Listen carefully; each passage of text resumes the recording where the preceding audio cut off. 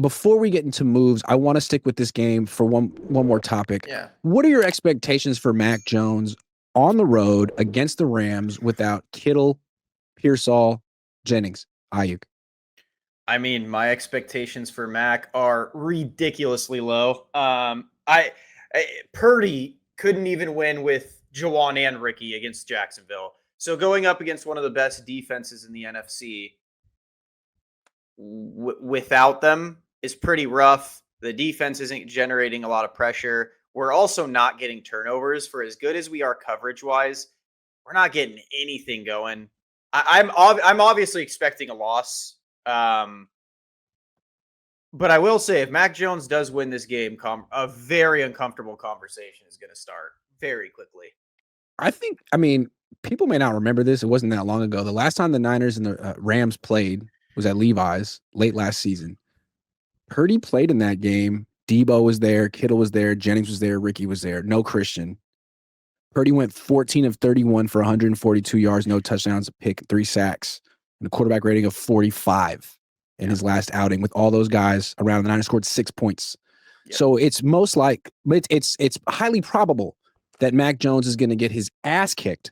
Yeah. But I do want to point out that if he were to do better than that, kind of interesting. If he can go out on the road with Jake Tonjes and Kendrick Bourne and Demarcus Robinson and lead the team to like 13 points, that'd be kind of impressive.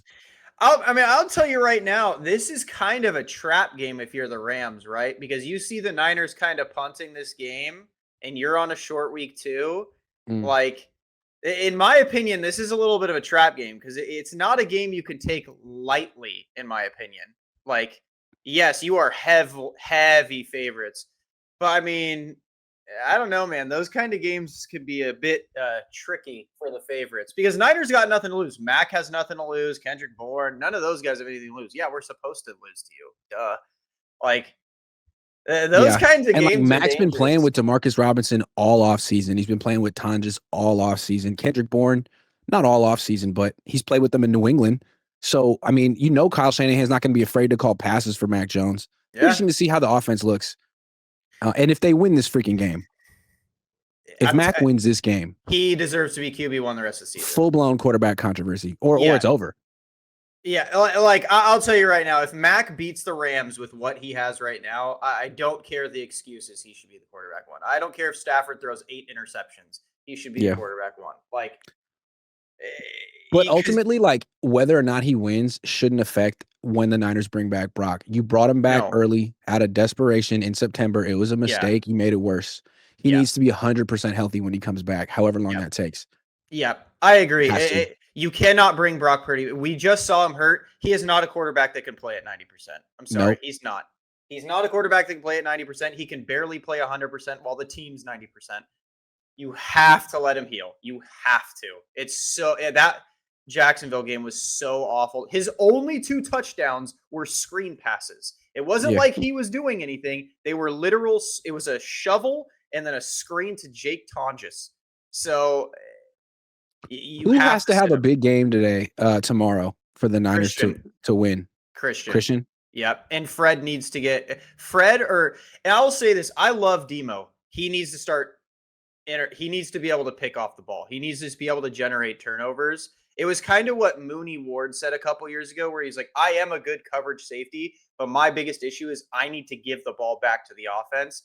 You need to start seeing that from our defense. We can't keep in games like this. You need to get favorable field position. So we really need Fred or Demo to come up, or Upton Stout to come up with an interception that doesn't get flagged. Yeah.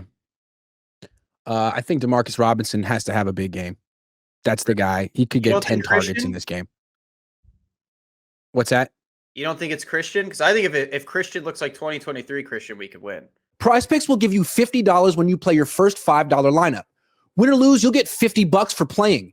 Use promo code COHN, COHN, and download the app now. Yeah, I just don't think that's ever going to happen. Unfortunately.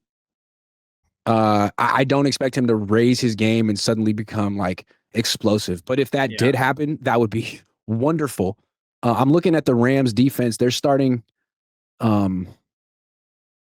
Emmanuel Forbes at right cornerback. Like they need to get the ball down the field to Robinson, and I think Mac Jones can do it if he has a little bit of time. Yeah, But also Tonjes. he's been good. I'll Tonjes. give it to him. He has actually been good. Yeah, he had 5 targets last week, maybe 6 or 7 this week. Because giving the ball to Christian every other play isn't working.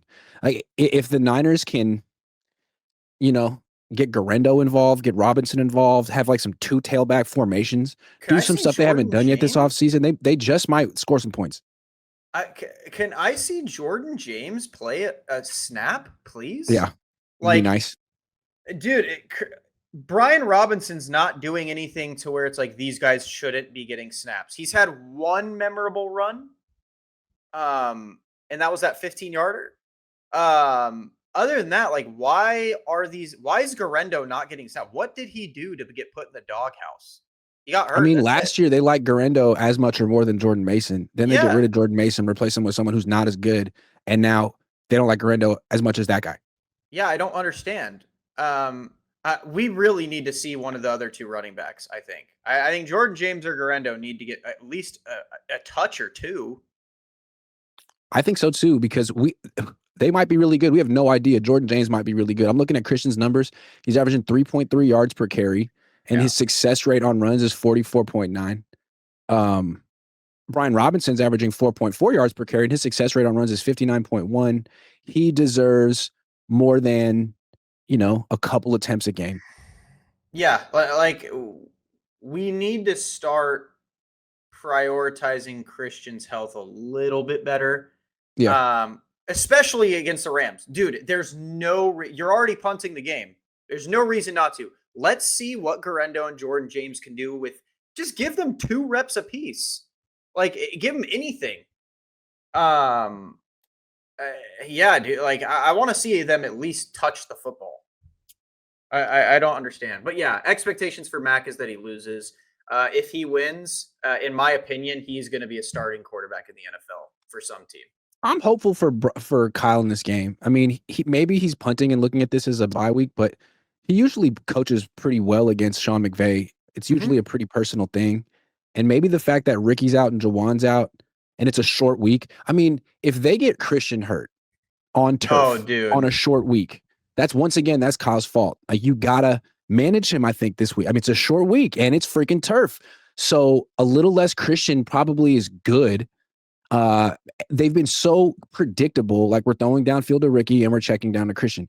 Maybe they do a bunch of stuff they haven't done yet this year. No one knows how they're going to use DeMarcus Robinson. And for one freaking week, their offense looks surprisingly good. I think, I agree. I think this week is a win if you get out of that game healthy. If you get out of the game healthy, this week is a win, whether you actually win or lose. And I completely agree. I think Kyle needs to go 2019 Kyle and just be like, all right, we got Emmanuel Sanders, Raheem Mostert, Coleman.